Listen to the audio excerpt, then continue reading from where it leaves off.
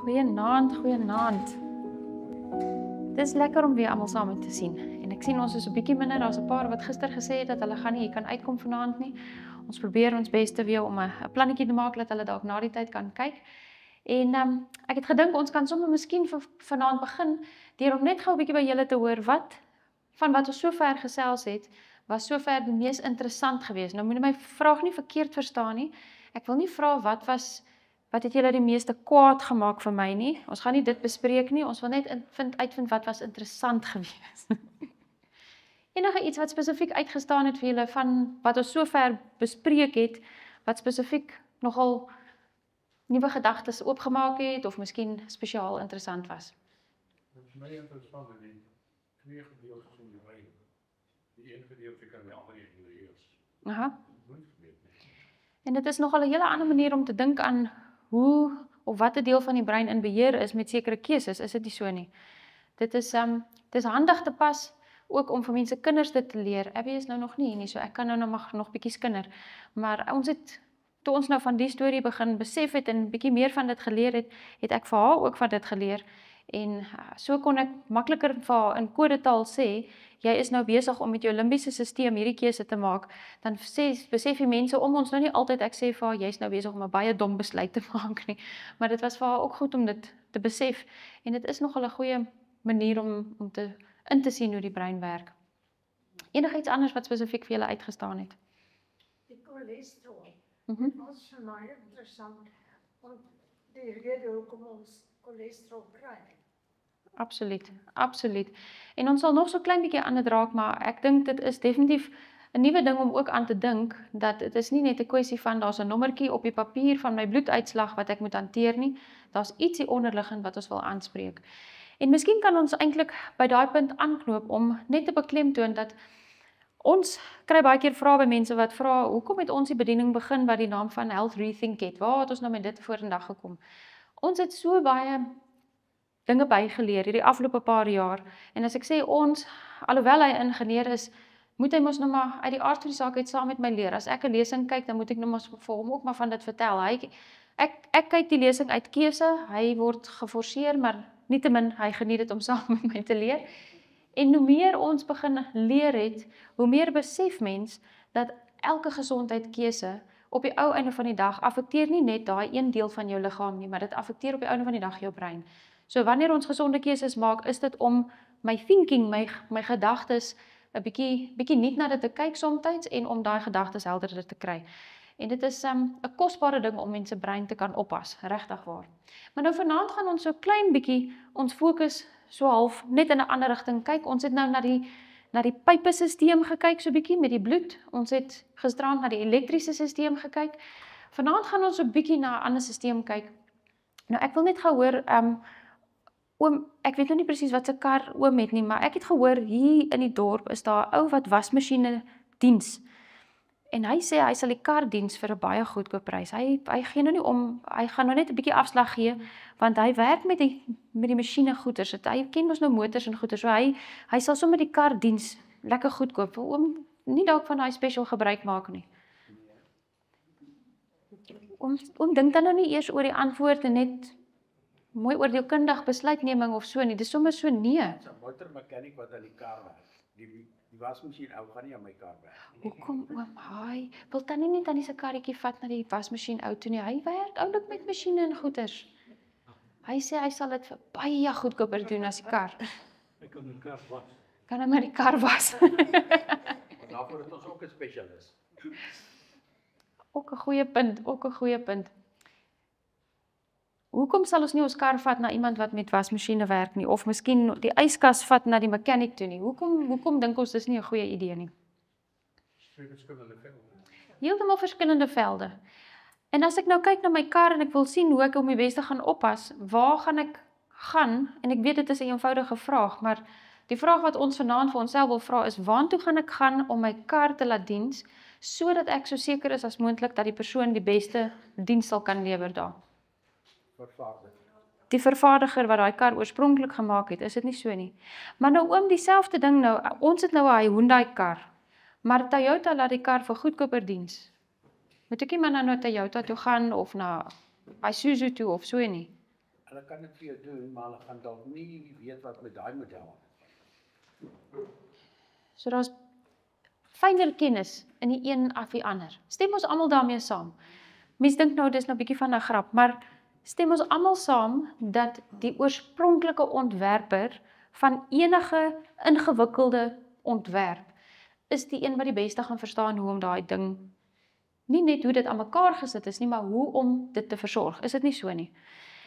Die rede hoekom ek daarmee begin is, ons gaan vanaand praat oor 'n afdeling en ons gaan so 'n bietjie inligting deel wat nie heeltemal in lyn is met wat mens oor die algemeen die meeste van die tyd hoor nie. En ek het al baie keer by mense soort van die vraag, ek kan sommer die vraag so sien, julle het altyd gesien as jy iemand kan sien en op die gesig is daar so groot vraagteken wat so geteken is. Mens sien baie keer daai vraagteken as ons van hierdie inligting deel en die vraag kom op die einde van die dag terug, maar wie gaan nou die beste geweet het? En God het ons liggame aan mekaar gesit. Hy is die een wat die ontwerper is van ons liggame en ons probeer, as dit kom by die liggaam, om te bestudeer wat die Here vir ons gegee het in sy woord, sodat mens so ver as moontlik die raad kan kry by hom wat die liggaam aan mekaar gesit het. Wetende dat hy die een is wat ons liggame beter ken as enige dokter, alhoewel mense kry wat kenners is in 'n veld, en ek moet miskien bysê, met alles wat ek deel, probeer ek glad nie om te sê, alle dokters is sleg, of hulle gee verkeerde raad, of hulle wil vir mens lieg nie, glad geheel en al nie. Maar soos ons al klaar genoem het, mense het maar verskillende opinies, is dit nie so nie? Een na die ander dokter stem nie altyd oor een nie, en op die einde van die dag moet mens vir jouself vra, maar nou hoe weet ek presies wat die een om nou te volg? Ons het dieselfde uitdaging gehad toe ek gestudeer het. Mens leer in die ene hospitaal, leer jy hierdie spesifieke infeksie, gee jy die spesifieke medikasie. Dan kom jy by 'n ander hospitaal en hulle sê vir dieselfde infeksie moet jy ander medikasie gee. En dan sukkel jy maar net om uit te vind, maar hoe moet ek nou weet wat ek kan doen? So wanneer dit moontlik is, probeer ons om die eenvoudige inligting bymekaar te sit en te kyk wat het God vir ons gegee, want ons kan sy inligting vertrou, want hy is die vervaardiger van die liggaam.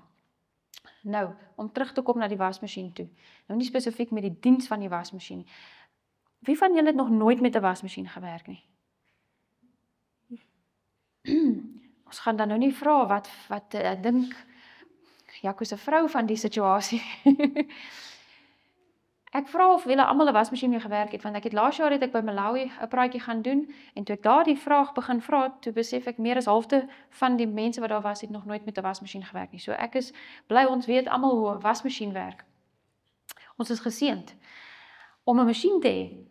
Nou maar aangesien ons almal ken hoe werk 'n wasmasjien. Hoe werk 'n wasmasjien? Hoe maak hy ons klere skoon?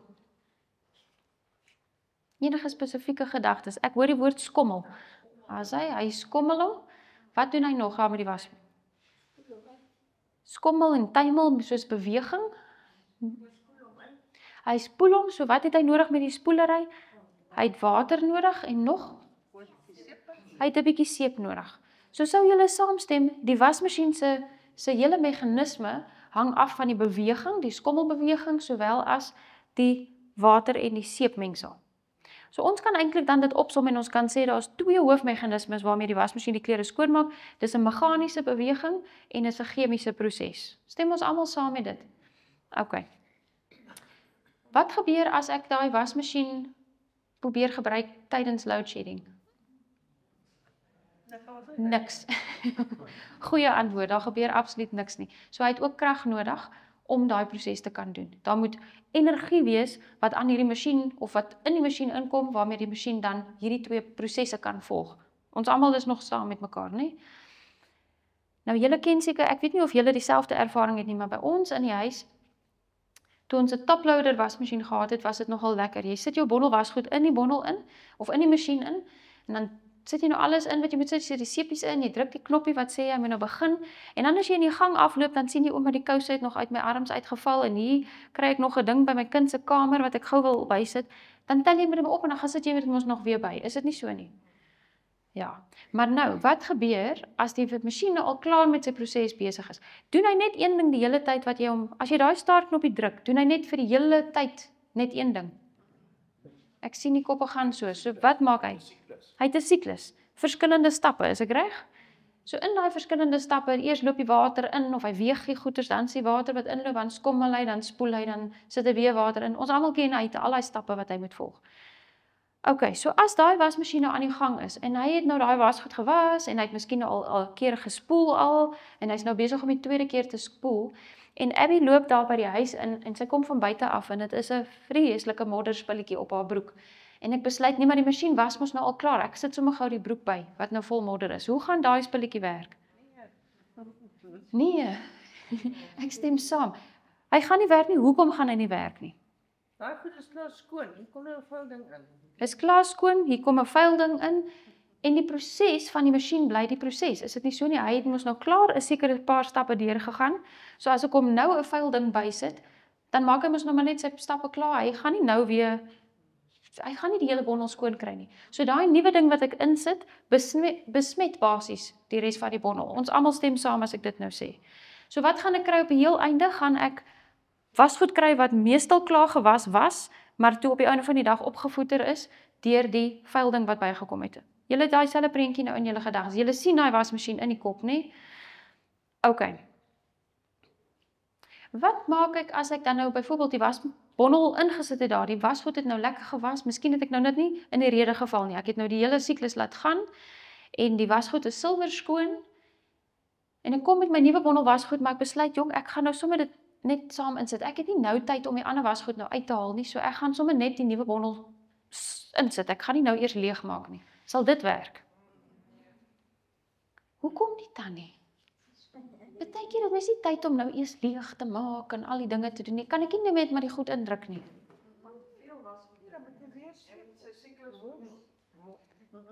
Ek sien almal voel vir my hier is nou 'n de mekaar spul, né? Hy's nou oorvol, nou gaan die goed nie reg draai nie en dit is 'n bondel wasgoed wat nie kan werk nie. OK. Gaan julle daai prentjie nou eers in die kop net vasbyt. Ons het gisteraand het ons so 'n bietjie gepraat oor die nutriënte wat ons nodig het. Vorige aand het ons ook daarvan gepraat en ons het gepraat van die feit dat dit soos 'n wipplank is. Die een en die ander moet mekaar nie net uitbalanseer dat daar eweveel goeie goeders en slegte goeders is nie, maar ek wil soveel as moontlik goeie goed hê en ek wil so min as moontlik gifstowwe hê. Is dit nie so nie? Ek wil graag vanaand met julle 'n wenk deel wat 'n ongelooflike groot verskil maak as dit kom by om die gifstowwe so laag as moontlik te hou in die liggaam. En mense sou dink dat dit kom net by 'n lys van goeders wat mens moet en nie moet eet nie. Maar as ons nou kyk na die asblikkie, onthou julle ons asblikkie wat ons gehad het daar. Daai asblikkie het ons gepraat van die feit dat hy 2 maniere het hoe hy mooi netjies en leeg bly. Die een manier is dat ek hom moet leeg maak en uitgooi, maar die ander ding is ek wil nie nog aanhoudende gifstowwe bysit. Met ander woorde, ek wil nie nog heeltyd net rubbish ingooi dat dit net naderhand opbou en ophoop nie. Maar wat mense baie keer dink as ons begin praat van hierdie proses om van die gifstowwe weg te bly, is hulle dink ons gaan onmiddellik net vir hulle lys gee van alles wat ongesond is. En dit is so, ons moet weet wat is ongesond, dat ons dit so min as moontlik kan gebruik. Maar daar's 'n wenk wat ek vanaand graag met julle wil deel, wat baie keer verlore gaan.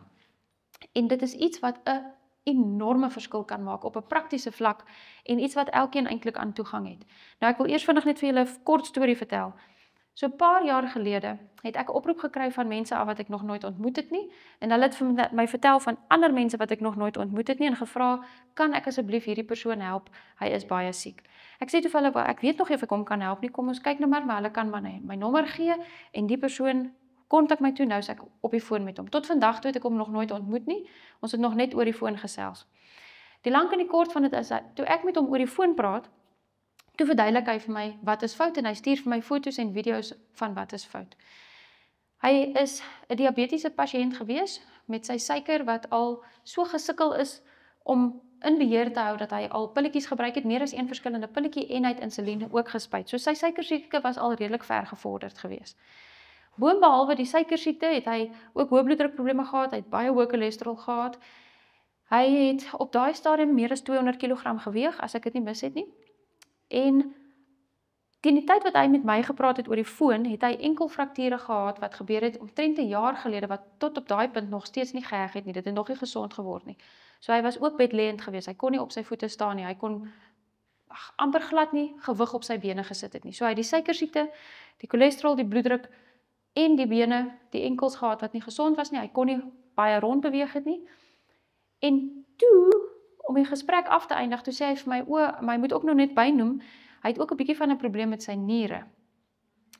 En toe hy nou verduidelik van die niere, toe dog ek, maar hier is 'n groot moeilikheid wat die gang is, en toe ek die foto kry van sy piepie, toe is daar 'n laag van vet op die piepie wat so dryf, wat lyk soos as jy vleis gemaak het in 'n pannetjie. Jy weet as jy vleis gaar maak en dit koel af, en hy maak so vet laagie in die pan. Dit is hoe sy piepie gelyk het. Nou dit was die eerste keer in my hele lewe, dit is nou nadat ek nou al 18 jaar in gesondheidswerk was, wat ek toe nou so prentjie sien. So ek besef toe, hy het nie net sy primêre siektes nie, maar hy het 'n klomp komplikasies wat al klaar gevorm het en sy niere was regtig baie siek gewees. Sy bloedsuiker op daai stadium het hy vir my gesê, vir ongeveer 11 jaar het sy bloedsuiker nooit afgekom onder 12 nie. Dis heeltyd hoër 12. So hoe hy eintlik nog aan die lewe was, is ek nie 100% seker nie. Maar my kop gaan toe nou onmiddellik na, ek kan vir hom 'n lys gee van gesonde kosse wat hy kan eet en dinge wat hy kan verander. En toe kom die laaste deel van die prentjie. En wat hy toe met my deel is dat hy het geen inkomste nie. Uit die aard van die saak kan hy nie werk nie, want hy is bedleend. Hy het nie inkomste nie, hy kry SASSA en hy maak nie eers sy eie kos nie. Hy kry kos by mense wat nou en dan vir hom etes gee. So ek besef dit help nie, ek gee vir hom 'n lys van wat hy mag en nie mag eet nie, want hy kan dit nie self koop nie en hy berei dit ook nie self voor nie. Nou wat maak 'n mens in so 'n situasie? Sê julle nou vir my. Wat maak ek nou? Wat moet ek vir hom sê? Wat moet hy nou aan die saak doen? Dit klink na 'n bietjie van 'n hopelose saak, is dit nie so nie? As jy 'n veearts was, het jy hom laat uitsit.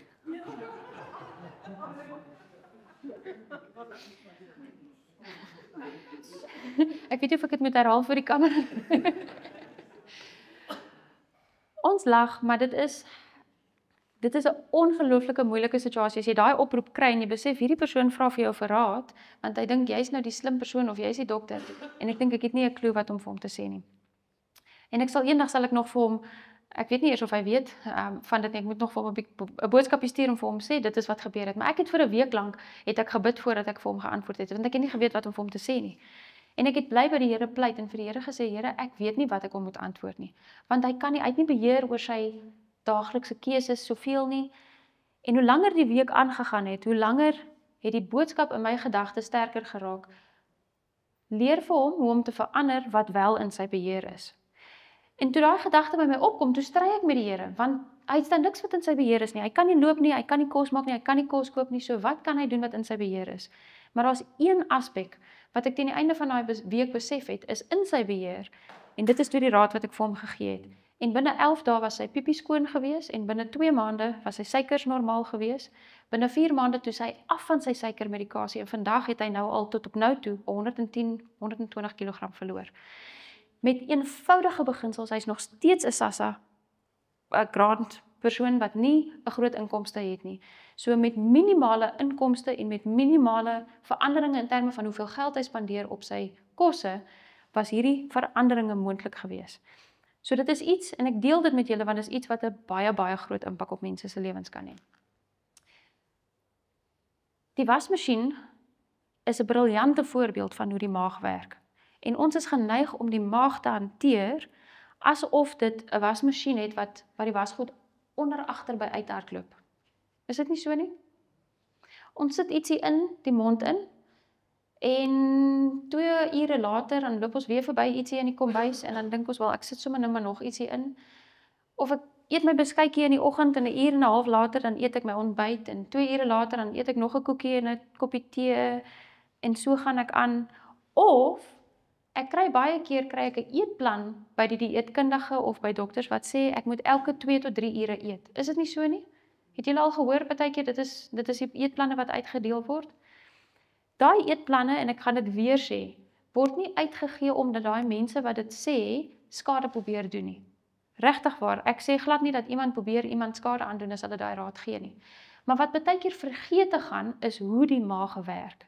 En die maag werk presies dieselfde soos 'n wasmasjien. Punt nommer 1, die maag het 2 meganismes hoe hy vertering doen. Die wasmasjien werk met meganiese en chemiese prosesse, soos ons nou nog gesê het, en daar moet krag wees. Die maag is presies dieselfde. In die maag werk die maag met meganiese prosesse, en ek gaan nou vir julle kan kyk of my fotootjie deurkom, ons gaan hom nou sien. Die maag het meganiese werk wat hy doen, met ander woorde, daar is spiere wat die maagsakkie omhul, of omhels, ek weet nie wat is die regte woord nie, en hierdie spierlaagies, daar's eintlik 'n klomp laagies van spiere, meer as een laagie van spiere, wat die goeders in die maag fyn druk. Dis letterlik soos hulle in die Engels sal sê, dit squash en dit squeeze. So amper soos wat jy 'n kous of as jy iets moet uitdroog, dat jy dit so sal draai. Dit is hoe die maag se sakkie werk. So as daar kos in die maag is, dan is daar daai meganiese proses om dinge fyn te maak. Tweedens is daar chemiese prosesse wat gebeur. Die maagsure en verskillende verteringsensimes word afgeskei en saam met die kos gemeng. So die kos wat uitmekaar uitbreek, wat in fyner stukkies ingebreek word, is deur die meganiese fyndruk en deur die chemiese prosesse. Presies dieselfde soos met die wasmasjien. En dan presies dieselfde soos met 'n wasmasjien, as die wasmasjien nie ingeprop is nie of is load shedding, dan wil hy nie werk nie. Is dit nie so nie? Die maag het daai meganiese proses wat met die spierkontraksies werk om die kos fyn te maak. Maar wat gebeur as daai maag se spiere, daai maagsakkie se spiere nou moeg raak? Is daar 'n onophoudelike bron van energie daar? Daar is nie, né? So dan moet ons vir onsself weet, daar's 'n vraag wat ons moet antwoord aan die einde van vanaand. Hoe lank kan daai spiere saamtrekkings doen of kontraksies doen voordat die krag klaar is, voordat die energie klaar is of voordat dit load shedding is? So ons gaan nou 'n bietjie terugkom na dit toe. Met ander woorde, wat ons nou sover sê is dat as ons dink aan 'n wasmasjien en ons vergelyk dit met die maag, is daar 4 hoofpunte wat ons moet na aandag gee as ons wil kyk hoe ons die maag op sy beste wil laat werk. Wie wil 'n maag hê wat goed werk? Hoe voel 'n mens as jou maag 'n bietjie omgekrap is? Jy voel sommer mislik, net Tannie. Dit is mos nie lekker as mens maag omgekrap is nie. Maar boonbehalwe die feit dat dit ongemaklik kan wees, wat gebeur as my kos deur daai verteringsstelsel nie reg verteer nie? Wat is die resultaat? Jy voel heeltemal sleg? Nog 'n gedagte? Jy kan naar voel.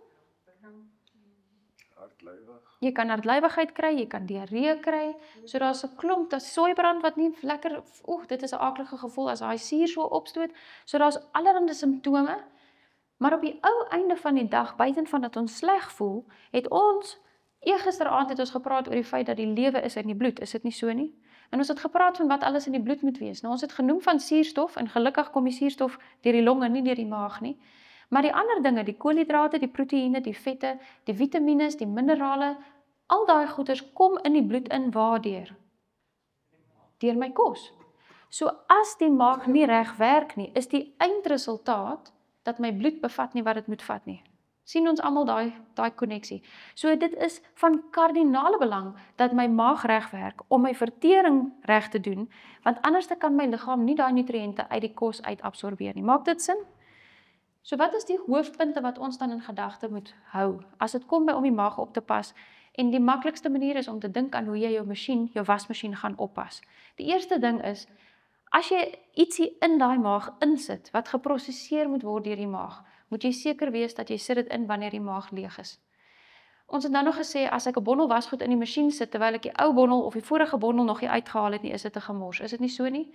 Die maag werk presies dieselfde. As ek 'n ete insit, terwyl die vorige ete se kos nog nie verteer het nie en nog nie uit die maag beweeg het nie, dan maak dit 'n groot vrot gemors. Ons gaan nou terugkom na wat dit doen. Die volgende ding is, ek moet seker wees dat die krag aan is in die masjien. In my maag moet ek seker wees dat daai spiere het al 'n bietjie van 'n ruskans gehad van die vorige masjien of van die vorige bondel wat dit moes hanteer het.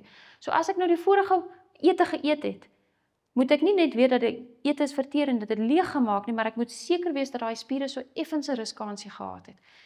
Wie van julle sal nou, as ons nou sommer nou besluit, ons loop nou Johannesburg toe, wie sal daar uitkom? Eish. Die knie seer Tannie, maar wat gaan nog seer raak buiten van die knie? Alles gaan seer raak. Dis 'n goeie punt. Hoekom gaan ons nie maklik nou tot by Johannesburg kan loop nie? Stem julle saam dat ons spiere gaan binnekort met ons begin baie hard begin skreeu? Is dit nie so nie? Want die spiere kan kontraksies doen tot op 'n punt en dan het hulle ruskans nodig. Maar ons besef nie altyd dat die maag se wand en daai spiere wat daai kontraksies moet doen in die maag, het ook net 'n limiet van hoe lank dit kan kontraksies maak en hoe lank dit moet rus voordat dit weer effektief kan werk nie. Wat gebeur as ek vreeslik lank geloop het en my spiere is nou al moeg geloop? Het julle al ooit gevoel dat die spiere is moeg tot op die punt wat dit soos jelly voel? Dit voel asof dit nie so lekker meer wil werk. Dit voel asof die bene so gaan ingee. Het julle daai gevoel al gehad? Hulle het in die skool, toe ek in die laerskool was, moes ons verpligtend die marathon gehardloop het elke jaar. Ja, ek het dit gehad. Party mense het gelyk asof hulle meeste van die pad kon hardloop. Vir my het dit gevoel, ek kan nie eers halfpad hardloop nie, dan voel my spiere al soos jelly. Dis nie 'n lekker gevoel nie. My maag se spiere doen dieselfde ding. Hulle gaan lekker stywe kontraksies doen, totdat hulle moeg raak en dan maak hulle net so. Nou as die maagsakkie so maak rondom die ete, gaan dit die kos fyn maak. Dit gaan ons niks maak nie, né? So ek het nodig om aandag te gee aan die feit dat die maag moet leeg wees om mee te begin en die krag moet aan wees. Met ander woorde, daai spiere moes al gerus het sodat hulle gereed is om weer kontraksies te kan doen. Die volgende ding wat ek wil seker oormaak, is dat ek die regte waspoeier gebruik in my masjien. Is dit nie reg nie? Met my maag presies dieselfde storie. Ek wil seker wees dat daar genoeg sure is om die chemiese afbreek te doen van daai komponente. Wat is een van die mees algemene medikasies wat gebruik word, nie net wat voorgeskryf word nie, maar wat oor die toonbank medikasies is, wat wêreldwyd ongelooflik algemeen gebruik word? Inus. Antisuur. Hoekom gebruik ons so baie antisuur? Want die suur stoot op. Ons gaan nou terugkom na hoekom dit gebeur. Maar as ek teen suurmiddels drink, veral net na ete, want wanneer drink mense Inus, dis reg na ete, want dan voel hulle ongemaklik. Nou het ek daai suur wat in die maag is teengewerk, kan die chemiese afbreek dan effektief plaasvind? Dit kan nie. Met ander woorde, ek voel nie meer die brand nie, ek voel nie meer die soeibrand nie, wat nou vir my voel, okay, dit is nou wonderlik, maar intussen tyd kan die kos nie afbreek nie, so kan ek dan daai nutriënte beskikbaar kry vir my bloedstroom? Ek kan nie. En antisuurmiddels, veral langtermyn gebruik van dit, gaan gepaard met ongelooflik baie vitamientekorte. Onder andere byvoorbeeld vitamine B12 tekort is 'n groot nagevolg van dit wat vitamine B12 kan nie absorbeer as daar nie genoeg sure is in die maag nie. Hierdie komponente wat ons na die wasmasjien na kyk is presies dieselfde as my maag. Al daai dinge moet daar teenwoordig wees. Die laaste ene wat ons hierso innoem is weer eens, ek moet seker maak dat die wasmasjien sy siklus kan voltooi.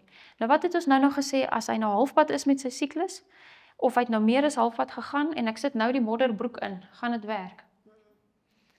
Gaan nie werk nie. Die hele siklus word opgemors, opgevoeter, want dit is 'n nagmerrie as jy halfskoon klere en een vuil ding in het wat nou saam is. Die maag werk dieselfde. As ek 'n hele ete geëet het en ek het so 'n tydjie gewag en daai ete het halfpad verteer en ek sit dan nuwe kos in wat nou onverteerd is, wat nou nog reg aan die begin is, dan gebeur daar 'n groot klomp moeilikheid. Nou hier kan ek nou vir julle nog 'n vinnige gedagte deel oor hoe die maag aan mekaar gesit het. En dit is ongelooflik, want dit is eintlik net 'n getuienis van hoe die Here ons liggame geskep het. Julle weet daar's 'n verskil tussen die ou telefone wat ons altyd gehad het, wat jy net knoppies gehad het, en nou die smartfone. Julle het al gesien, die smartfone laat ons almal eintlik bietjie dom voel, maar hulle het ingewikkelde prosesse. Hulle kan bietjie meer doen as wat die ou fone gedoen het. Julle ken dit, nê? Die maag is nie net 'n wasmasjien nie. Die maag is 'n smart wasmasjien. En die rede hoekom ek dit sê, is dat die maag het verskillende maniere hoe hy eintlik kan bepaal dat daar nou nuwe kos ingekom het. Ons het sensors in ons monde, klein chemiese sensortjies in die mond. En as ek 'n happie kos al klaar besig is om te kou in my mond, dan staan sensors in my mond wat daai kos analiseer om al klaar te bepaal hoeveel proteïene, hoeveel dit, hoeveel dat, met boodskapies wat dan van my mond af deur die senuweestelsel en deur die hormoonstelsel afgestoot word of afgestuur word, sodat my maag presies die regte ensimes en verteringschemikalieë vrystel om daai spesifieke kos te verteer. Het julle al ooit van dit gehoor? Is dit nie ongelooflik nie? Dit is nie net 'n kwessie van alles val in die maag in en is net een tipe suur wat dit alles verteer nie. Daar is 'n analiseproses en dan is daar 'n verteringsproses wat spesifiek is vir daai spesifieke ete. Maar nou, as ek hierdie kos gekou het en ek het ingesluk, is dit amper asof ek nou soos die startknopie druk op die wasmasjien. Is dit nie so nie? So dan begin die verteringsproses, maar daai verteringsproses is ook sekere stappe, soos wat ons nou nog gepraat het van die wasmasjien. Dit gebeur in stappe sodat al hierdie chemiese goeders nie met mekaar op verkeerde maniere reageer nie.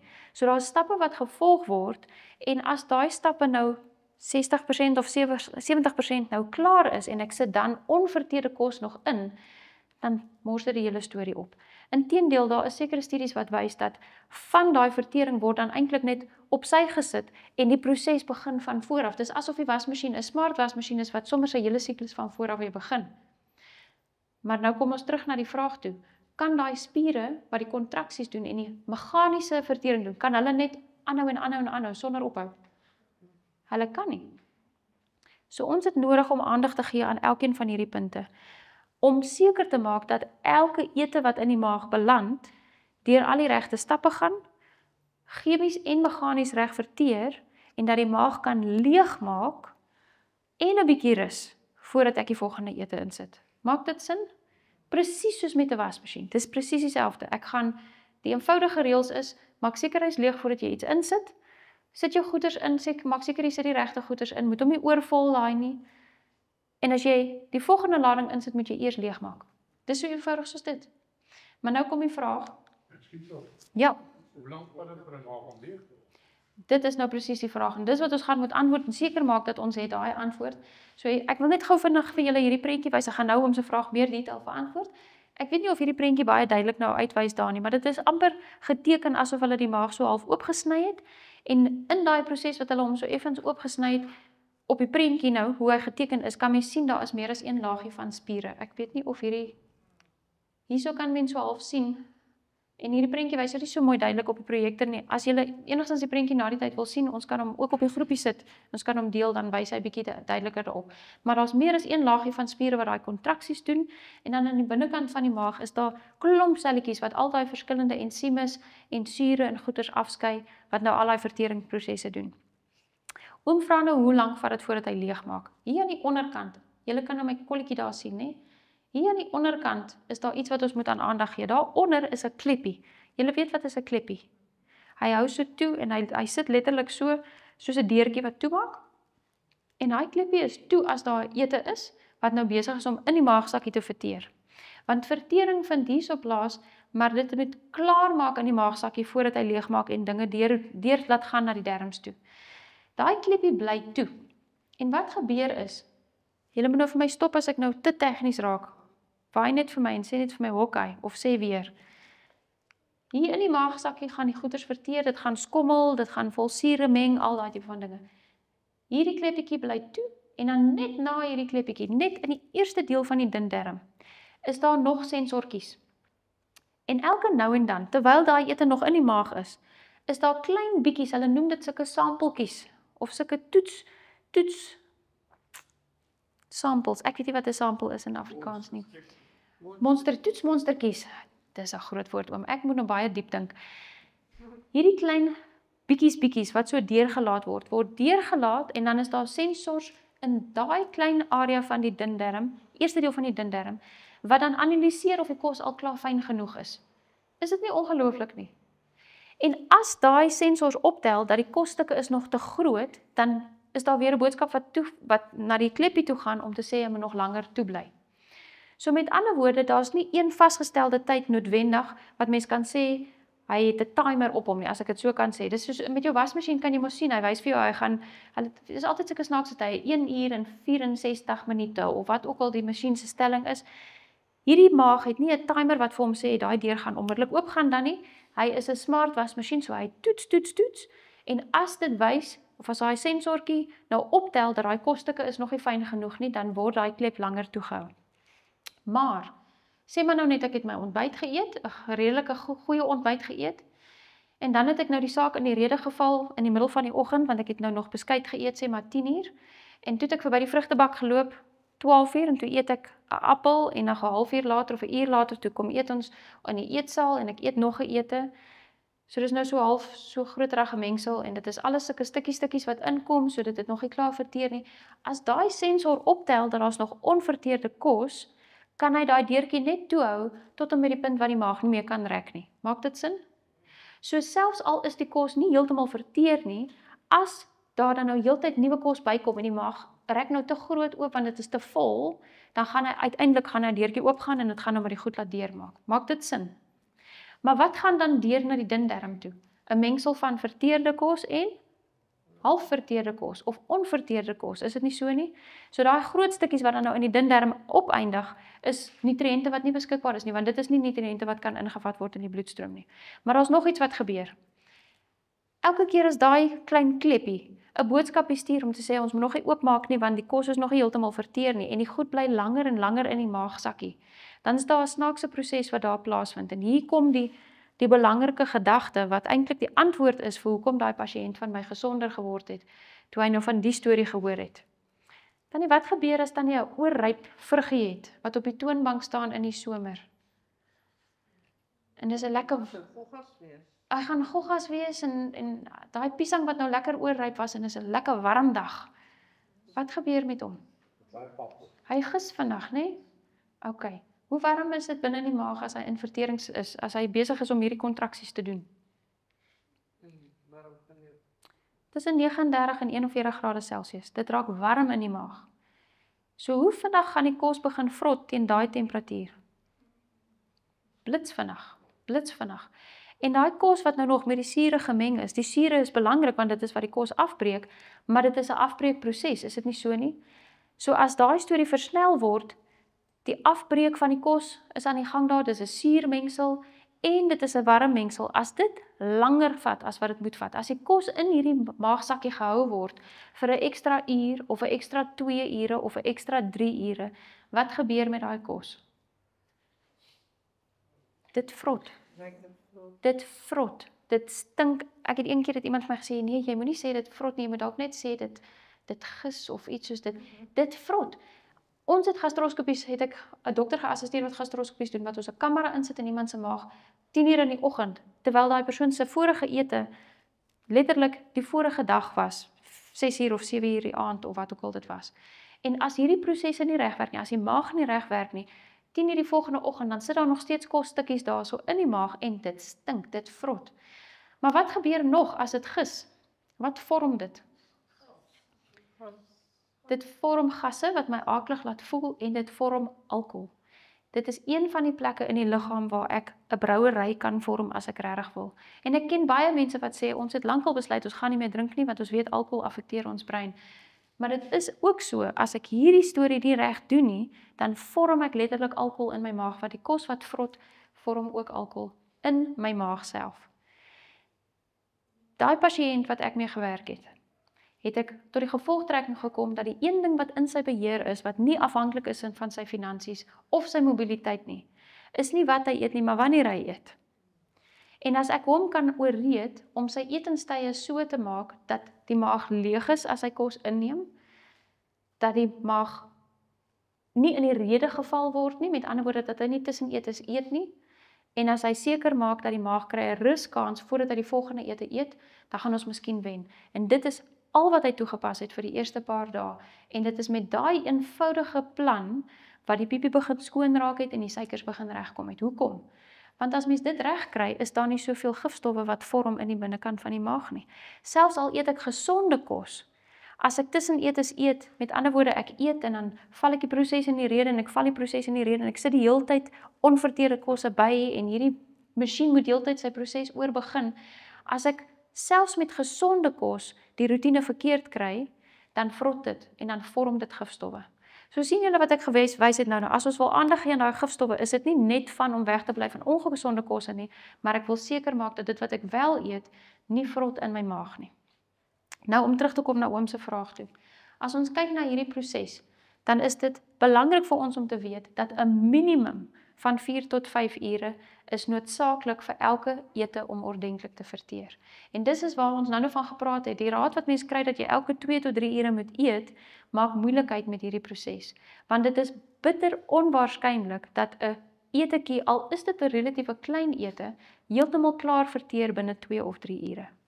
Dit gebeur nie regtig nie. 'n Ete het minimum 4 tot 5 ure nodig. En as daai maag se spiere kontraksies doen, dit is die ander vraag, ek dink wat iemand gevra het, hoe lank kan die maag se spiere kontraksies doen wat effektief is voordat daai spiere begin pap raak? Ongeveer 4 ure. So dit pas min of meer saam by mekaar. Maar nou, daai 4 tot 5 ure is die minimum. En die maag se spiere kan minimum of min of meer 4 ure effektief kontraksies doen, dan begin hulle moer raak. Maksimum 5 ure kan daai maag goed saamwerk. Na 5 ure, wat gebeur na 5 ure? As daar nog kos is in die maag, na 5 ure raak die kontraksies swakker, so dan maak die maag net so. En na 5 ure dan raak die suur, daai kliertjies wat die sure afskei, is leeg. En hulle het nog nie tyd gehad om weer hulle nuwe sure op te bou nie, so dan is die chemiese kant ook nie meer so sterk nie. Dan is die meganiese kant stikkend en die chemiese kant is nie meer sterk genoeg nie. En op die einde van die dag, omdat daai spiere nou 'n bietjie moeg raak, dan is dit asof iemand die masjien uitgeprop het. Maak dit sin? So, wat gebeur na 4 tot 5 ure? Die vertering stop, maar as hy klippie nog toe bly, dan vrot die kos net daar binnekant. Nou hier kom die volgende vraag. Wat se tipe kosse is daar, wat binne 4 tot 5 ure klaar verteer is en klaar deurgegaan het? Vrugte verteer lekker vinnig, ja? Enige ander gedagtes? Groente, Groente? 'n Groente ete kan definitief ook binne 4 tot 5 ure klaar verteer. vetskaapvleis, Kom ons vra hom. Oom het hom gelukkig genoem, nie ek nie. So kom ons vra hom nou terwyl hy nou op die tafel is. Hoe lank vat 'n stukkie vleis om te verteer? 8 ure. Minimum van 8 ure, partykeer afhangende van wat mens eet, mens is dalk 'n klein bietjie uitmekaar uitgetrek, maar oor die algemeen vat vleis 'n baie lang tyd. Daar is studies wat wys dat 'n stukkie steak in die maag kan agterbly en teruggehou word en onverteerd bly vir tot 12 ure. Hoe lank vat iets soos kaas? Kaas kan ook tot 12 ure in die maag bly. So daar's iets belangrik Daar's iets belangrik om aan aandag te gee met hierdie 4 tot 5 ure en dit is nie net om die etes op die regte tye te sit sodat hulle ver genoeg uitmekaar uit is nie, maar om ook aandag te gee aan wat ons in die maag insit. En as ek met pasiënte te doen het wat enigsins tekens het van inflammasie, as daar kroniese siektes is, as hulle op kroniese medikasie is, as hulle 'n maag het wat baie keer omgekrap is, as hulle voel daar soms pyne of mense het naar gevoelens baie keer of hartlywigheid of diarree of wat ook al dit is. Al daai gevaartekens dat iets nie reg is nie, is dit een van die heel eerste dinge wat ek doen, is om hulle op 'n eetplan te sit met kosse wat vinnig genoeg verteer sodat dit nie langer bly in die maag nie en om die eteskedule uit te sorteer sodat ons kan seker maak dat daai masjien kan elke keer sy siklus klaarmaak voordat ons die volgende ete insit.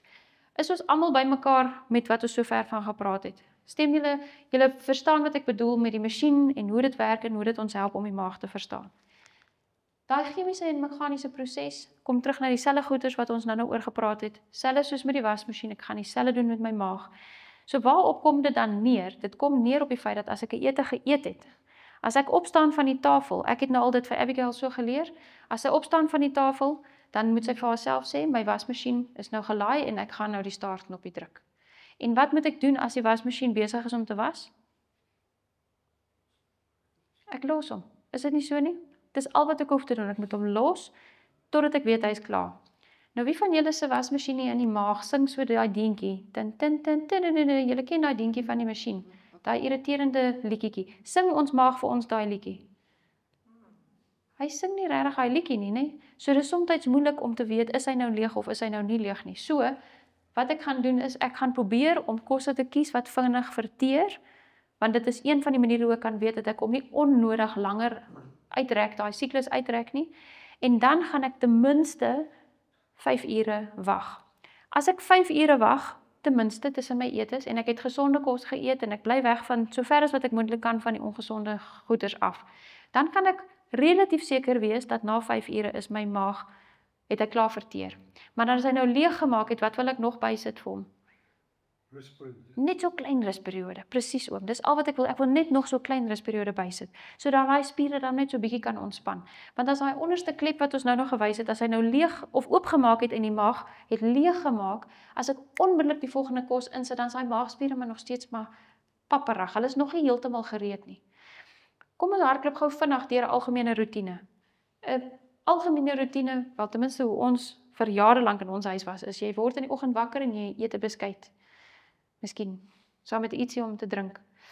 Kom ek raak gou vinnig aan dit. As ek 'n klomp vloeistowwe invat saam met iets wat moet verteer, gaan dit die vertering by aanhelp of verswak?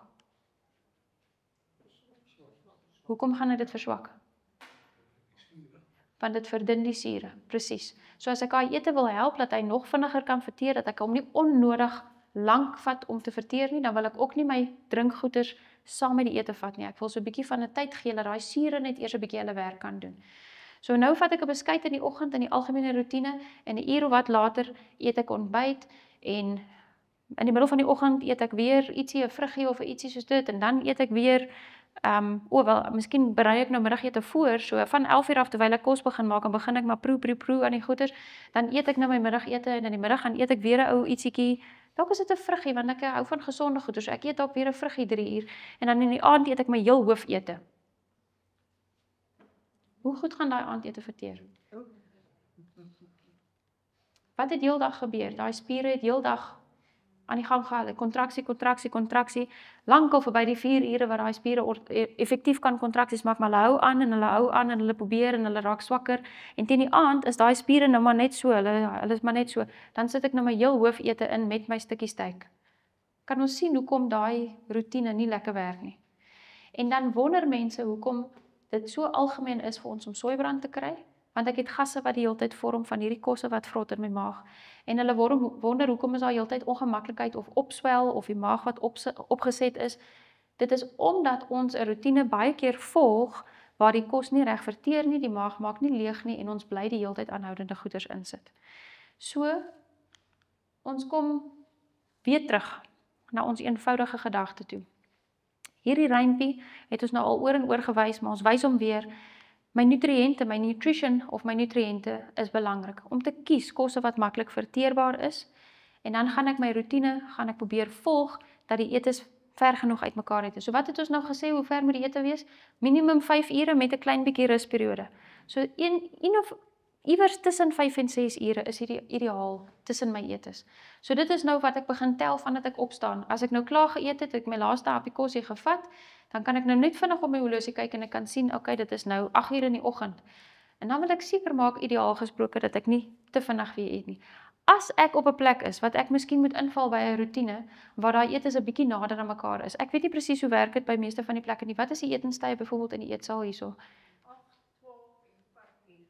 Okay, so 8, 12 en 5 uur, en dit is nogal algemeen vir baie van die aftreeorde of ouerhuise, selfs by die hospitaal is dit baie keer die roetine.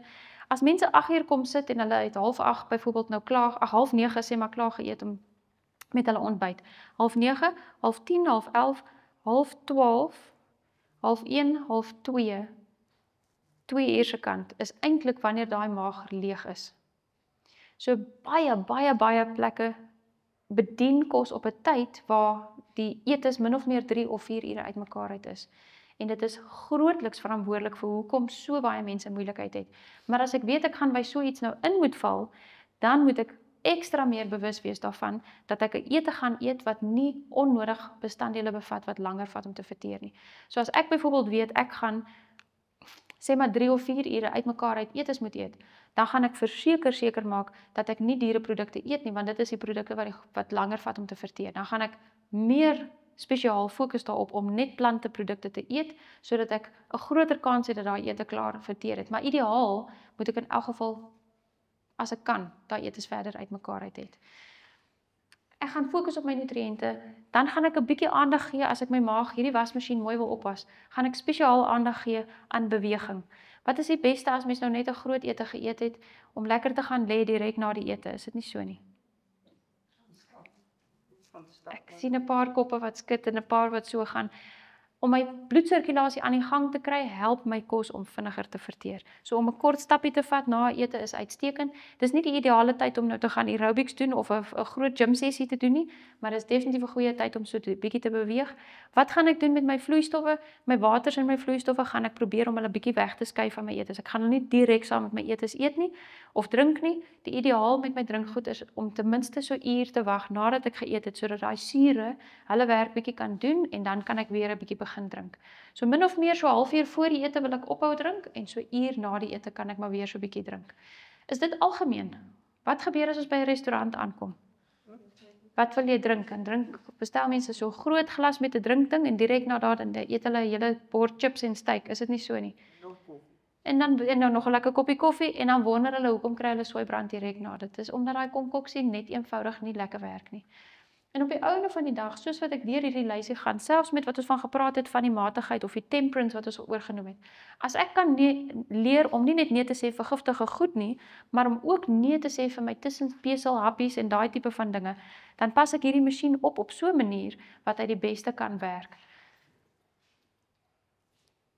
Wie van ons hou daarvan om siek te wees? Dis natuurlik nie een van die dinge wat ons heeltyd vooruit sien om te doen nie. Is dit nie so nie? Om siek te wees is niemand lekker nie. Om pyn en skete te hê en ongemak te hê is vir niemand lekker nie. En soos ek een verhaal nou vertel het, ek het vir julle nou een kort getuienis gedeel van 'n pasiënt van my wat hierdie beginsels toe begin pas het en die veranderinge wat in sy lewe plaasgevind het. Van toe af kan ek nie meer tel hoeveel pasiënte het ons wat hierdie roetine volg en wat terugvoer gee dat dit help om probleme op te klaar nie. Ons het pasiënte, ek myself het scans gehad, ek het 'n CT scan gehad, ons pasiënte het baie keer 'n klomp goeders wat hulle al gaan probeer toetse doen het oor wat aangaan, hoekom hulle so aanhoudend pyne het en ongemak het. En as hulle hierdie eenvoudige dinge begin toepas, dan kry ons gewoonlik binne so 'n paar weke terugvoer. Nou is daai opgeblaasheid is beter of die pyn op die maag is beter en die toksines wat minder en minder raak maak dat selfs die kroniese siektes dan ook beter raak. Hulle bloedsuiker kom reg, allerlei ander goedjies kom ook beter. So dit is eenvoudige beginsels wat 'n groot impak kan hê. Enige vrae wat julle het oor dit wat ons nou oor gesels het? Ja. As jy eet, terwyl jy eet, en jy dan water drink, Sê gou weer, ekskuus. terwyl jy eet, en jy water saam met jou ete drink. Die ideaal is om ten minste 'n halfuur voor mense ete op te hou water drink. So as mens nou byvoorbeeld weet jy is dors en dit is waar dit handig is om 'n waterbottel iewers te hê of die water iewers te hê sodat mens wanneer jy nou nie by die tafel sit en eet nie, om deurlopend te drink. Want ons is geneig om water te drink by die tafel omdat ons baie dors voel skielik. Maar dis soms omdat ek besig raak en ek onthou net nie om ander tye water te drink nie. Maar as ek kan ophou water drink so 'n halfuur voor die ete is dit ideaal. En dan as ek nou my kos geëet het, ideaal gesproke om nie water en sappe en koffie of wat ook al saam met my ete te doen nie en 'n uur omtrent te wag voordat ek weer drink goed na die tyd gaan gebruik. As 'n mens nou vreeslik dors is om 1 of 2 slukkies water te vat is nou nie die einde van die wêreld nie, maar verkieslik nie 'n hele glas saam met die ete nie. Ja, nog 'n vraagie. Daar's nou een school of thought wat sê dit hang ook af van jou kombinasies. Want byvoorbeeld om brood en goed te verteer, gebruik mos ander ensieme en goed as vrugte of vleis of wat. Ja. Want as jy nou al hierdie goed mix, dan is dit nou verskillende ensieme wat teen mekaar beklei. So is dit nie beter om byvoorbeeld nou eet ek vrugte en dan nou 'n paar ure later kan ek nou miskien broodjie eet of iets of in die middag liewer die vleis en vleis en groente. Want weet jy my pa het so geëet, hy het nooit stysel saam met vleis geëet. Hy het vleis en groente geëet of hy het sy broodjies saam met heuning, nie eers botter opgesmeer nie. So daai verskillende kombinasies maak ook 'n groot verskil. Korrek. So die vraag vir die wat nou nie heeltemal gehoor het nie, die vraag gaan oor kombinasies van kosse en of dit 'n impak het op die vertering en absoluut dit het. Daar is 'n paar goeders wat hulle sê wat neutraal is. So daar is byvoorbeeld 'n hele paar studies wat wys dat grane of stysels kan makliker kombineer met ander dinge en byvoorbeeld peulgewasse soos lensies en bone en daai tipe van dinge kan ook relatief maklik kombineer met ander goeders. Een kombinasie wat ons regtig probeer om te vermy wanneer dit moontlik is om groente en vrugte in dieselfde ete te sit. Groente en vrugte die vrugte spesifiek met hulle ekstra suikers kan makliker fermenteer, veral as hulle gekombineer word met goed wat in die maagsakkie langer vat om te verteer en nou langer daar rondhang. Mens wil hê dat vrugte moet gaan saam met goeders wat vinnig verteer sodat dit gou kan deurbeweeg na die darmes toe. En om vrugte en groente te skei is 'n goeie algemene reël, maar dan is daar neutrale groente byvoorbeeld soos ons komkommers en olywe en avokado's en daai tipe van dinge wat nie baie soet vrugte is nie, wat makliker is om in ander kombinasies te gebruik. Wat ek wel kan bynoem is dat ongeag van wat die kombinasie is dit goed om in gedagte te hou dat alle diereprodukte vat langer om te verteer. So jou vleis en jou eiers en al daai tipe van dinge sal die vertering bietjie vertraag en dit is amper heeltemal onwaarskynlik dat diereprodukte wat saam met 'n ete ingeneem word binne daai 5 ure volledig verteer sal wees. Dit is meeste van die tyd nie die geval nie. Met dit ook gesê, baie keer dan hoor mense van kombinasies wat nie baie goed is nie en dan voel dit is dalk 'n motivering vir hulle om dit te probeer uitsplit, dat hulle broodjie nou eet en dan 'n vruggie en dan dit en dit maak ook moeilikheid. Dit is beter om dinge wat goed saampas in een ete te eet en daai tydperiode te wag en dan die ete te eet, dat die maag se spiere nie aanhoudend heel dag lank in werking gehou word nie. Ons het, ek gaan nou, net om by te noem vandag, ons het 'n paar pasiënte nou al, eintlik die groot meerderheid van ons pasiënte, wat ons nou al tot die toets gesit het en in baie gevalle werk dit vir mense beter om oor te skakel na 2 etes 'n dag in plaas van 3 etes 'n dag.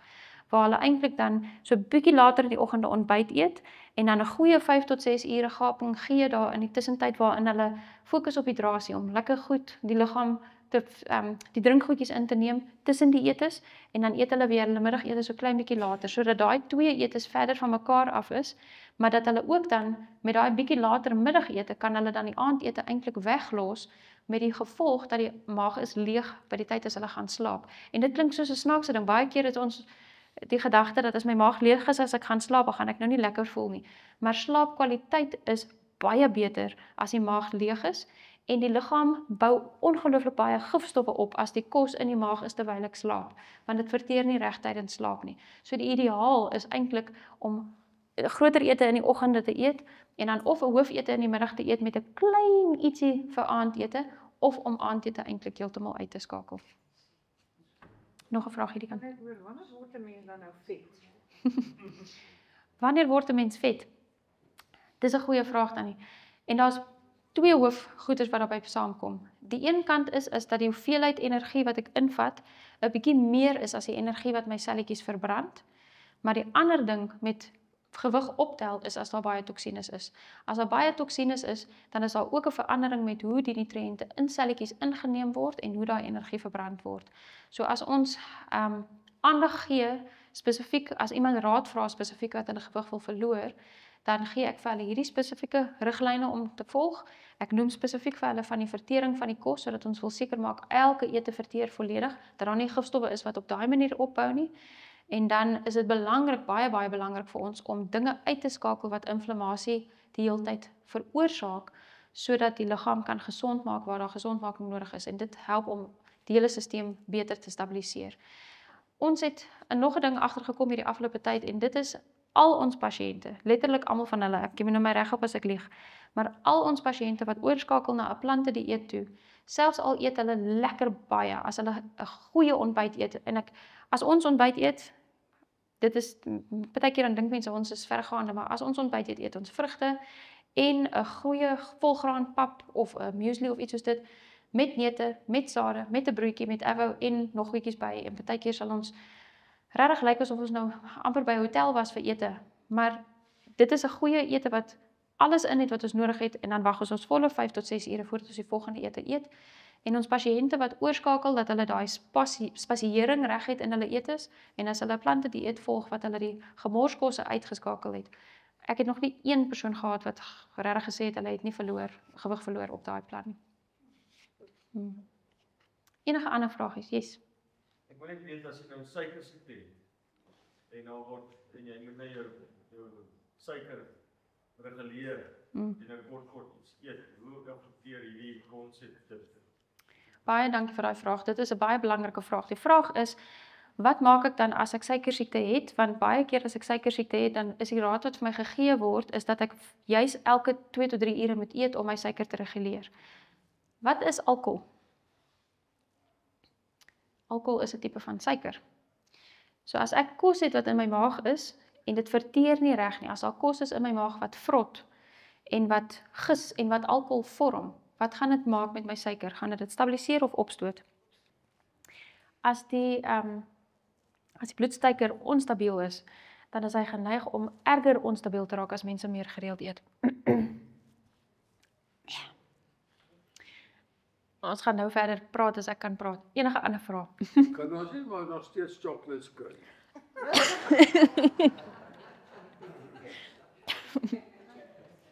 Ek nou die droogwors in die biltong ingaan. Net 5 ure wag na jy geëet het. Dit is 'n moeilike een. Dit is 'n baie moeilike een en ek dink toe ons begin leer het van hierdie dinge en toe ek die eerste keer byvoorbeeld my bloedsuiker was baie onstabiel toe ek 'n student was.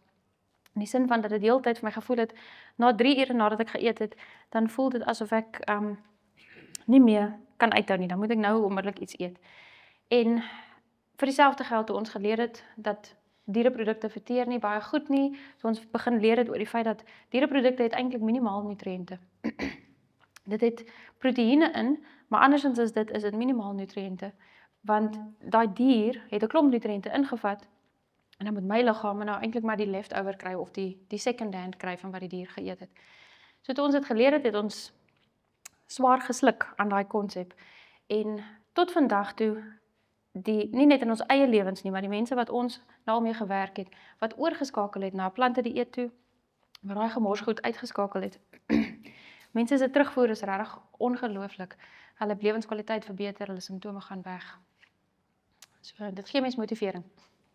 So dit help ook nie om bijvoorbeeld die oggend hier so by 9:10 ure gesonde ontbyt met vleis en eiers en kaas en al die lekker goed, maar dit dan nou genoeg tyd gee om te verteer en dan eet jy nou later 'n gesonder middag aandete.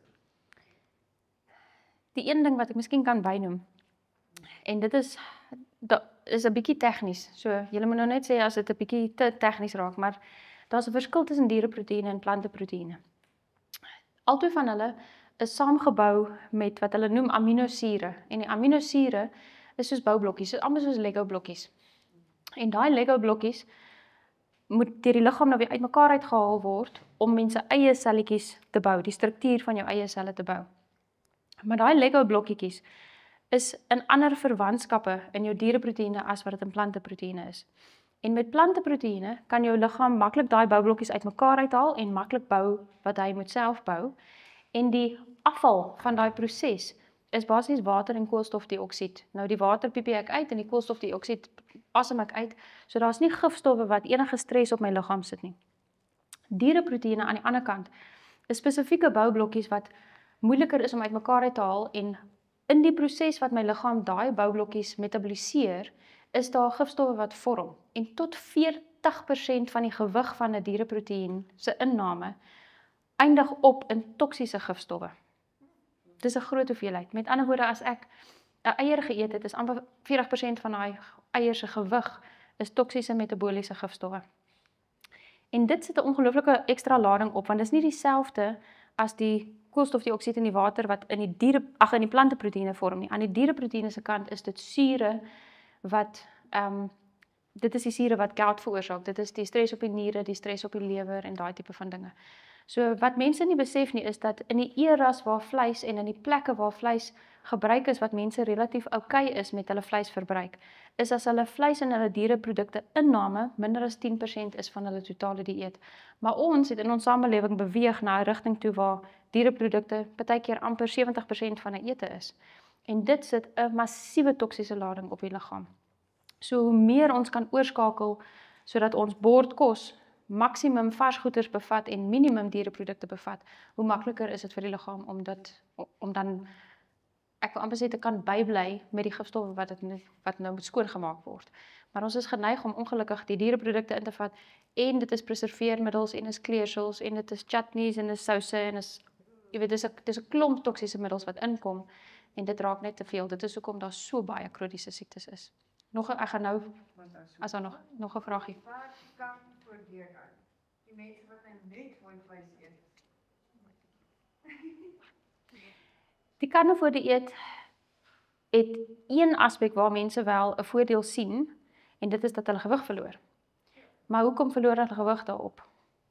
Dis omdat gewoonlik skakel hulle ook 'n klomp ander gemors uit. Wanneer mense oorgaan van 'n gewone dieet na 'n karnivore dieet, dan hou hulle op met hulle gaskoeldrank, hulle hou op met hulle chocolates en sulke goeders.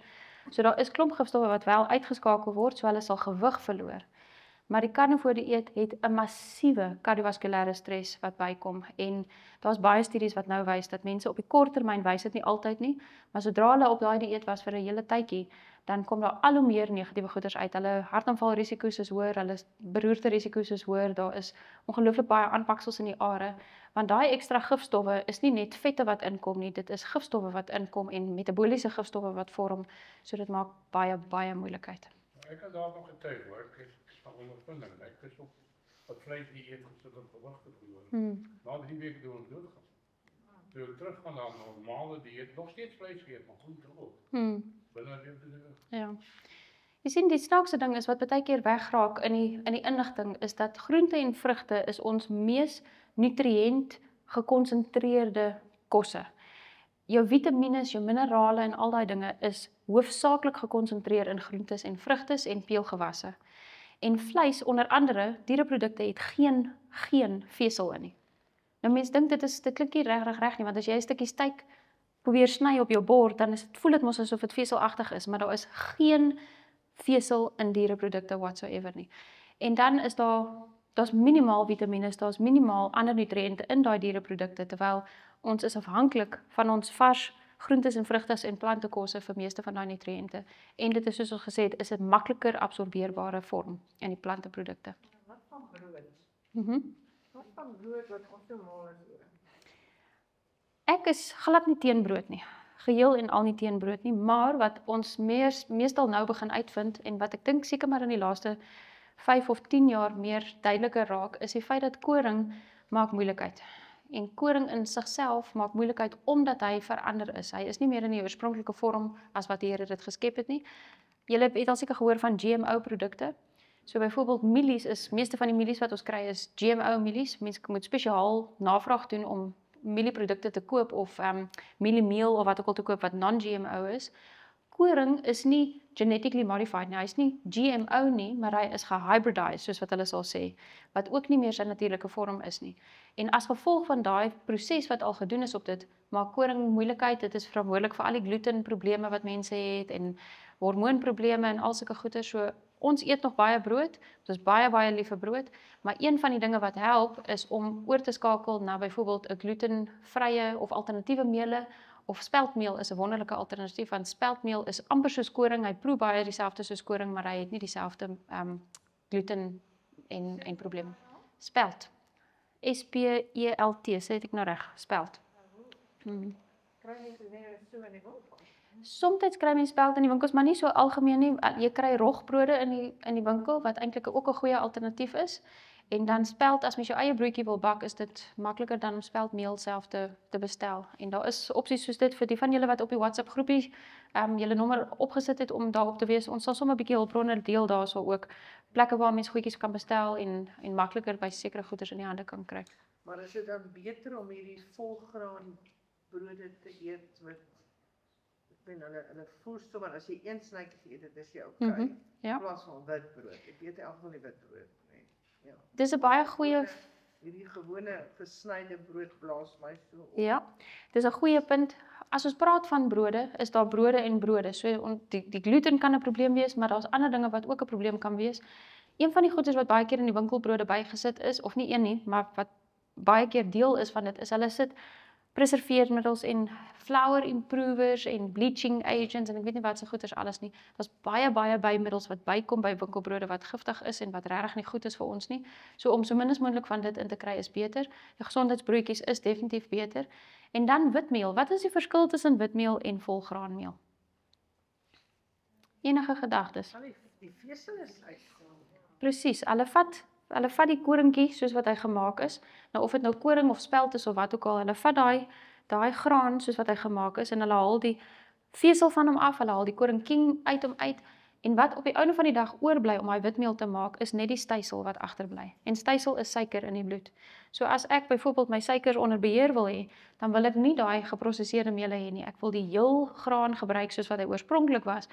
En die snaakse ding van dit is daai vesel en die minerale wat deel is van die oorspronklike graan, maak dat hy sy suiker egalig versprei of egalig in die bloedstroom ingee. So dit maak dat hy nie daai bloedsuiker op en af probleme maak nie. So baie keer sê mense as ek 'n diabetiese probleem het of iets soos dit, dan moet ek nog glad nie stysels eet nie, mag glad nie brode eet nie. Die probleem is meer die geprosesseerde goeders as die volgraan goed. En dit kom maar terug. Vir my kom dit altyd na dieselfde ding toe terug. As ek iets eet in die oorspronklike vorm wat die Here dit gemaak het, en ek probeer om iets te eet wat mense nie al bietjie verander het of dele van dit weggevat het nie, dan gaan ek altyd beter nutriënte uit dit uitkry. Ander gedagtes, enige ander vragies? Melk is 'n moeilike een, want nie almal het dieselfde reaksies met melk nie, maar daar is baie mense wat nou al hoe meer begin allergies raak vir melk. Dit is ook ongelooflik moeilik om melk in die hande te kry wat nie die kommersiële prosesse deurgegaan het nie. En die industrie nou vir alle suiwelprodukte, melk en eiers ingesluit, is nogal skokwekkend as mens regtig navorsing doen. Hoeveel chemikalieë vir daai diere gevoer word, hoeveel hormone vir hulle ingegee word, groeihormone, antibiotikas, daar is so baie goed wat daai diere inkry in die kort tyd wat hulle lewe en dit is alles goeders wat deur daai melk inkom. Ek is seker baie van ons weet vir 'n mamma wat borsvoed word daar klomp lyste gegee van goeders, sy moet nou nie dit eet nie, sy moet nie dit drink nie want hulle weet dit gaan deur in die borsmelk. Maar vir die koeie kry ons almal dit in want hulle word al daai goeders gevoer. Ons het nou persoonlike kontakte van mense wat byvoorbeeld hoenderplase het waar die hoenders minder as 'n uur 'n dag buitekant is, maar daai eiers word as free range eiers volgens wet korrek as free range eiers verkoop terwyl daai eiers is nie free range eiers nie, die hoenders is nie eers buite nie.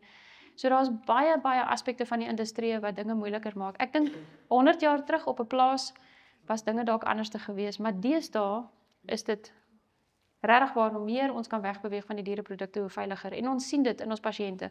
Ons diabetiese pasiënte wat oorskakel na 'n plant-based dieet toe.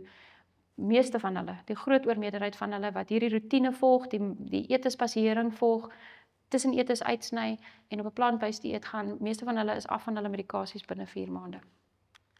Met suikers wat normaal bly. So dit het 'n baie groot impak. Môre gaan ons vinnig so klein bietjie raak aan 'n paar van die maklike hulpbronne wat ons in ons huise het. Ons gaan praat oor 'n paar natuurlike opsies wat mense het. Ons het so 'n bietjie gesels, iemand het gisteraand dink ek gepraat oor pyn. Ons gaan praat oor maklike maniere hoe ons pyn kan hanteer. Eenvoudige goed wat ons kan doen vir wonde en seerplekkies en om bloedsirkulasie te verbeter met goed wat ons sommer in die algemeen partykeer in ons huise het of in ons tuine het. So ons hoop om julle môre aand weer te sien. En as daar enige ander vrae is wat nog opkruip of wat deurkom in die gedagtes, moenie huiwer om dit deur te stuur nie of dit saam te bring môre aand. Ons gesels weer verder.